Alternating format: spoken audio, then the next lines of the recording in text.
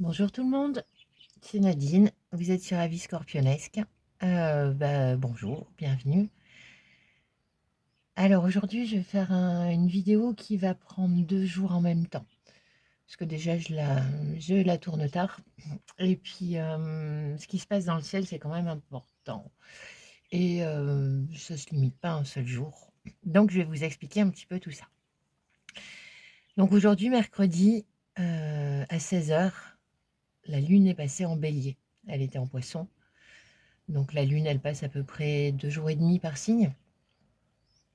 Et je vous ai dit que dans le bélier, en ce moment, depuis début février, je dirais vers le 17-20 février, on a eu la conjonction Neptune-Saturne dans le bélier au point 0 degré du bélier, pardon. Donc là, la lune passe en bélier, c'est-à-dire qu'elle passe sur le point de la conjonction. La lune, c'est ce qui représente notre inconscient, notre intuition, et c'est la plus rapide, on va dire des planètes, c'est un luminaire, mais voilà, elle a cette fonction quand elle passe sur les points des autres planètes de les activer. Alors aujourd'hui, elle passe en bélier à 16 h. Elle fait une conjonction à Mercure, qui aussi est passé dans le bélier aujourd'hui, vers 16 h 30 à peu près. Ensuite, elle va passer sur Neptune vers 21 h. Bon, c'est des heures approximatives, hein. J'ai regardé sur AstroThem, mais je ne suis pas allée à la minute près, c'était pour me donner une idée à peu près. Elle passe sur Mars à minuit et sur Saturne à 5 h du matin. Ce qui nous ramène à demain, jeudi 16 avril. Et demain, vers 5 h 30, on a une conjonction, la conjonction dont je vous parlais aussi depuis 2 jours, du Soleil avec Chiron. Donc là, ça va être la conjonction exacte. Autant vous dire que la veille de la nouvelle lune, ça vous peint un petit peu le tableau de ce qui nous attend. Alors avant le tirage, je m'amusais avec mes cartes et puis j'en ai tiré une. Voilà, je ne sais pas si vous la voyez. Ce qui n'est pas de l'amour est toujours la peur et rien d'autre. Donc j'ai un peu l'impression que c'est pas une impression. Chiron est une blessure que l'on porte en nous. C'est une clé astrologique aussi qui, une fois qu'on l'a découverte, qu'on l'a conscientisée, nous permet de passer à une étape supérieure.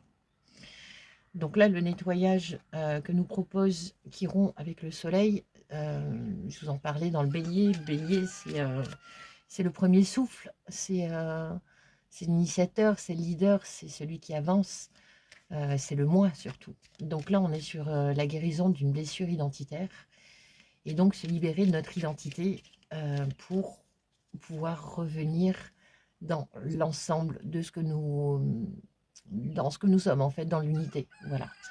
À savoir que la blessure primordiale, c'est quand même la blessure de séparation, puisque nous sommes une âme qui vient de l'univers, donc nous fonctionnons dans l'unité, puisque toutes les cellules sont liées dans l'univers et nous venons expérimenter la matière et donc la séparation avec la source. Donc il faut se rendre compte aussi que cette blessure, la blessure de la séparation, est déjà inscrite à notre naissance. Elle se développe après, comment dire, elle ressort au fur et à mesure des événements que l'on va vivre tout au long de notre existence, afin qu'on puisse la déceler et la libérer. Sachant qu'on sait très bien qu'on est venu ici être séparé de la source, bien que nous soyons toujours connectés à la source par le cœur.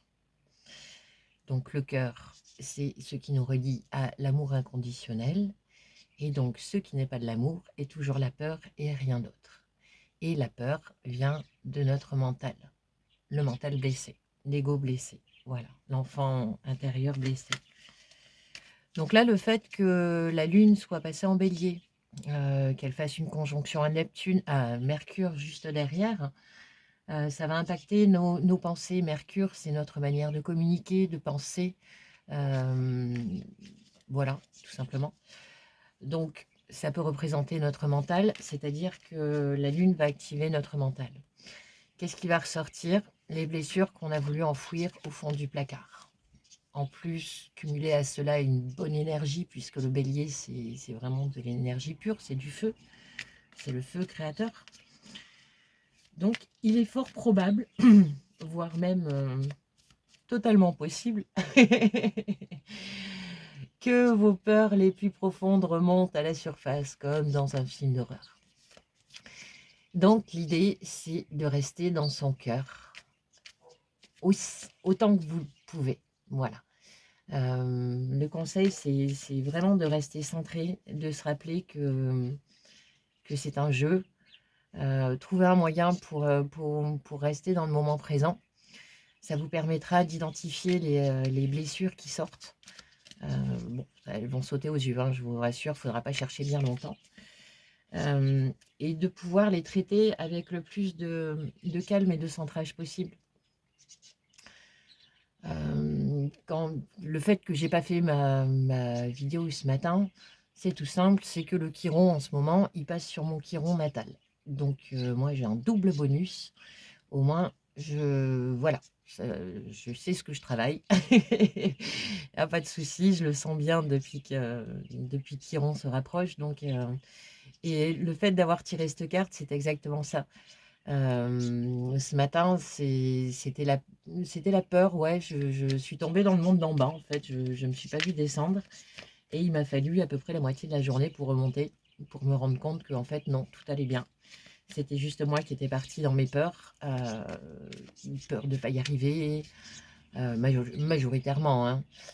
Donc du coup, défaitisme, enfin voilà, je vous raconte pas le scénario, vous le connaissez, vous avez certainement expérimenté. Donc c'est juste pour imager le fait que la conjonction qu'on est, enfin la configuration planétaire qu'on est en train d'expérimenter, je pense que ça doit faire un bon petit moment qu'on l'a pas vu. Enfin, de notre vivant, c'est sûr. De mémoire, il me semble que c'était vers 1900, début 1900. Donc, faut voir ça comme une super chance. Une super chance de modifier notre programme, donc de modifier notre destinée. De sortir les blessures qui nous ont embêtés pendant toutes ces années. Quand je dis blessures, c'est un grand mot, on va dire, mais simplement, on l'appréhende comme tel. Ça peut être une grosse peur, ça peut être un traumatisme, ça peut être de la brutalité également. Tout ça dans l'enfance, donc tout dépend de l'enfance que vous avez eue. Je vous souhaite qu'elle ait été la meilleure possible. Mais je ne sais plus qui c'est qui disait, on a toujours le choix d'avoir une enfance heureuse. Donc c'est de ça dont on va nous parler Chiron. J'aime beaucoup Chiron. Il permet d'avoir de bons apprentissages, de revenir dans sa sagesse intérieure, de s'apercevoir qu'on a grandi en fait, et que désormais les blessures, on peut les voir, on peut les traiter en les conscientisant, en les libérant. Voilà. Donc, je trouve ça assez sympa. Alors, avec le symbolum, qu'est-ce que ça nous dit? Il y a ces deux cartes qui sont sorties. Hop là, est-ce qu'on va les voir? Oui. Alors, il y en a une, c'est un cercueil en verre, et l'autre, c'est un petit garçon énervé qui a jeté ses jouets et qui part sur le chemin. Donc, l'énergie, ça va être un peu ça. C'est quelque part un avertissement, parce que bon, les énergies sont quand même fortes, donc il ne faut pas prendre ça à la légère.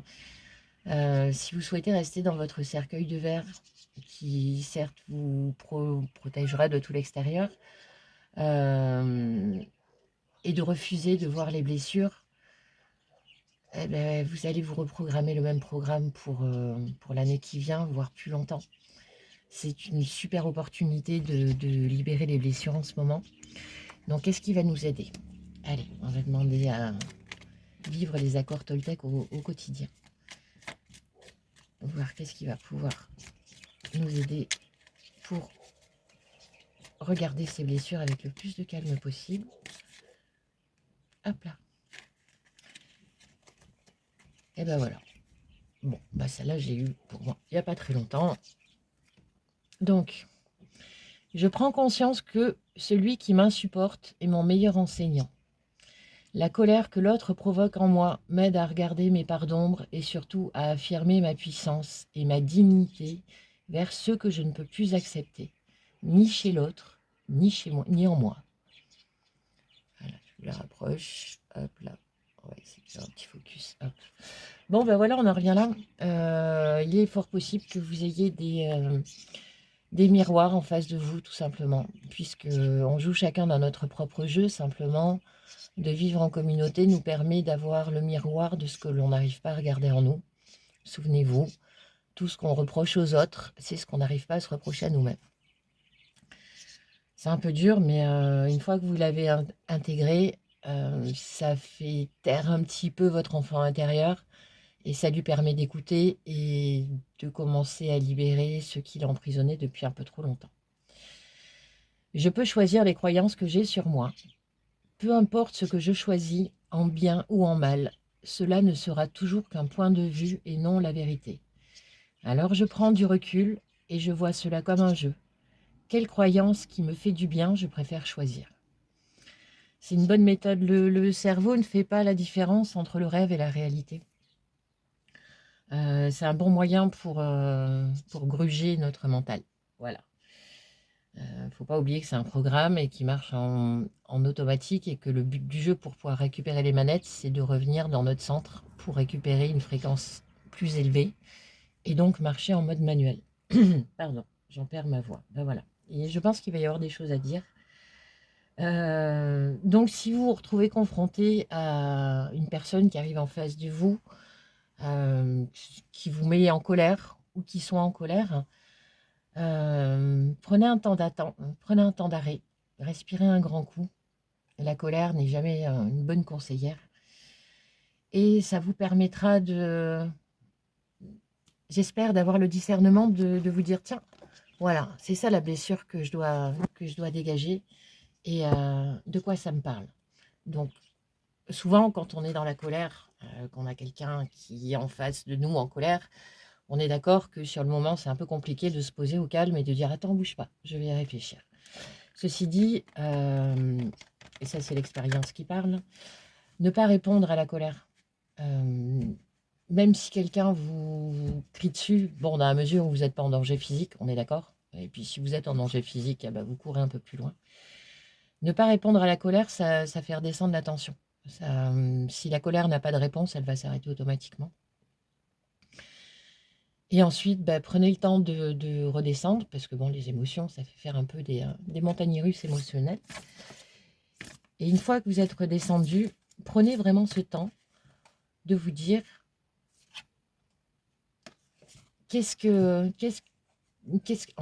comment dire, qu'est-ce qui résonne en moi? Qu'est-ce que cette colère m'apprend à l'intérieur? À quel souvenir est-ce que ça se rapporte? À quelle situation? Ça va vous donner une piste déjà. Et ensuite, tout simplement, continuer la discussion avec vous-même. Vous allez avoir tout un film qui va se dérouler devant vos yeux, tout un tas d'indices qui vont arriver et qui vont vous permettre d'arriver à votre blessure originelle, enfin originelle, cette blessure qui est dans votre programme, décidément, et qui refuse enfin que vous n'avez pas vu, du coup, qui continue à jouer dans votre programme et qui vous pourrit la vie, tout simplement. Donc aujourd'hui, le thème, c'est le roi de bâton.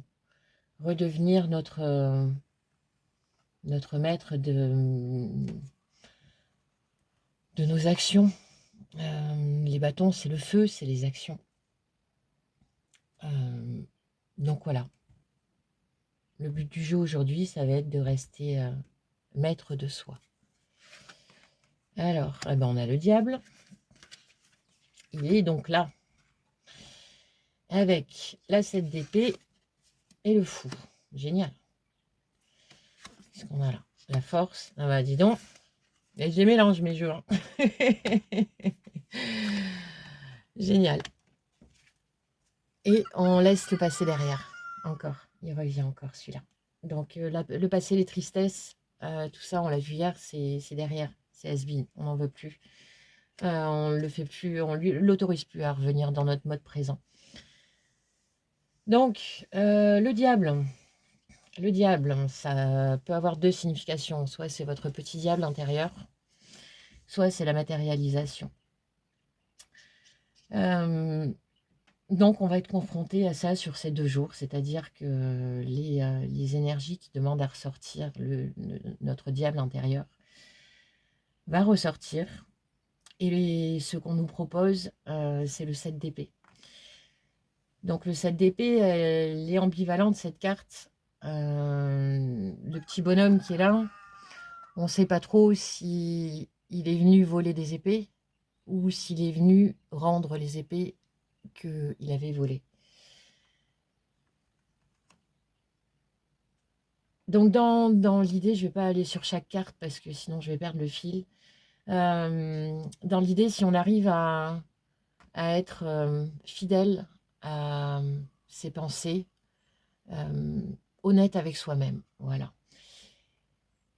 Ça nous permettra que le diable ne vienne pas nous manipuler et ça nous permet de revenir au fou, donc de revenir à un nouveau départ. En gros, en nettoyant les programmes malveillants que nous avons à l'intérieur de nous et en étant honnête avec nous-mêmes, on s'offre un nouveau départ. Le challenge, c'est la force. Donc c'est assez étonnant, c'est rigolo, c'est inversé. Donc la force, c'est notre confiance en nous. Donc le challenge, ça va être de garder confiance en nous. Peu importe ce qui arrive, vous êtes la personne la plus importante de votre royaume. Et ça, c'est absolument indiscutable. Voilà. C'est quelque chose qui est établi et qu'il faut vous mettre dans la tête et vous le rappeler 100 fois par jour s'il faut. Vous êtes la personne la plus importante de votre royaume. Donc, voilà, notre challenge, ça va être de garder la force de croire en soi. Et notre force, c'est la 8 d'épée. La 8 d'épée, on l'a eu hier. La 8 d'épée, c'est le sentiment d'être prisonnier dans une toile d'araignée avec tout un tas de pensées. Les épées, c'est les pensées, n'oubliez pas. Donc avec tout un tas de pensées qui nous bloquent et qui nous font croire qu'on est prisonnier, on ne peut rien faire, on a pieds et mains liés. Alors que comme vous le voyez, la petite dame, elle a les pieds et les mains, ils sont totalement libres. Donc si elle veut se libérer, elle a juste à bouger sa petite main pour enlever le bandeau, et puis elle descend de la toile d'araignée, et c'était juste un mauvais rêve. Donc le challenge, c'est notre force, pardon, ça va être de se souvenir que les peurs n'existent pas. Dans l'énergie de l'amour, si vous imaginez le signe homme, en fait l'amour, il est au centre. D'un côté, vous avez la peur, si vous allez à une extrémité, et si vous allez à l'autre extrémité, c'est la passion. Donc c'est la même énergie. C'est la même énergie d'amour qui est juste polarisée dans le négatif ou polarisée dans le positif. On en revient toujours au chemin du milieu. Si vous arrivez à faire remonter votre fréquence au chemin du milieu, à l'amour simple, vraiment rester centré parce que si vous allez dans l'excès, c'est un peu comme un balancier, vous allez aller dans l'excès, puis vous allez revenir de l'autre côté aussi fort que ce que vous êtes parti dans un sens. L'idée, c'est de garder son centre, donc dans l'amour, et tout va bien se passer. Et en résultat, on a le pendu. Le pendu, ça va nous proposer de voir les choses différemment, de voir sous un autre angle. Voilà, pardon, j'avais mis en pause une voiture qui passait. Donc oui, le pendu, il nous parle de nouvelles perspectives en fait. Donc je trouve ça chouette comme résultat. C'est maîtrise de soi. Donc si on arrive, voilà, notre challenge de la journée, de cette fin de journée, et puis surtout de la journée de demain, ça va être d'appréhender ce qui nous arrive, de les traiter. Et ça nous propose ensuite des nouvelles perspectives. Et avec toutes les énergies qu'il y a dans le bélier et la nouvelle lune qui arrive derrière, croyez-moi que ça va se voir, mais vraiment très très rapidement. Donc voilà, c'est chouette, c'est bien. Ça demande du courage, ça demande du centrage, et on est totalement capable de le faire. Et en avant pour une nouvelle aventure. Donc voilà, c'était le petit partage de la journée. Je ne vais pas en dire plus parce que de toute façon tout est dit là. Et je pense qu'on aura assez le cerveau embrouillé comme ça sans en plus en rajouter. Bah, je vous souhaite à tous bon courage et n'hésitez pas si vous avez besoin. Voilà, il y a toujours aviscorpionesque.fr. Ça y est, j'ai des trous. Vous avez toujours la page Facebook. Et puis n'hésitez pas à aller vous rencarder sur les vidéos astro. Allez voir un petit peu ce que ça raconte, ce dont ça vous parle. Je ne sais pas si vous êtes allé voir votre thème ou pas, mais c'est le moment d'y aller là, pour voir où il est placé votre chiron dans votre thème. Ça va vous donner une piste de savoir si ça saute pas aux yeux, de voir dans quel domaine ça va impacter en fait. Et bah ça, bon, moi je vous dis, je passe par astrothème.fr. Après, à vous de trouver ce qui vous plaît le plus. Voilà. Et puis oui, allez voir les petites vidéos astro qui passent sur YouTube. Ça vous permettra peut-être d'avoir d'autres indices aussi pour votre quête. Voilà, votre quête de bien-être. Ben, on va s'arrêter là-dessus, parce qu'il n'y a pas besoin de dire plus. Je vous souhaite une belle journée. Et puis je vous retrouve demain. Je ferai une vidéo sur la nouvelle lune de jeudi. Comme ça, on fera aussi un petit peu le point de voir où il en est notre chiron intérieur. Voilà. Et bien, une belle journée à vous. Et puis, je vous dis à demain. Bonne journée.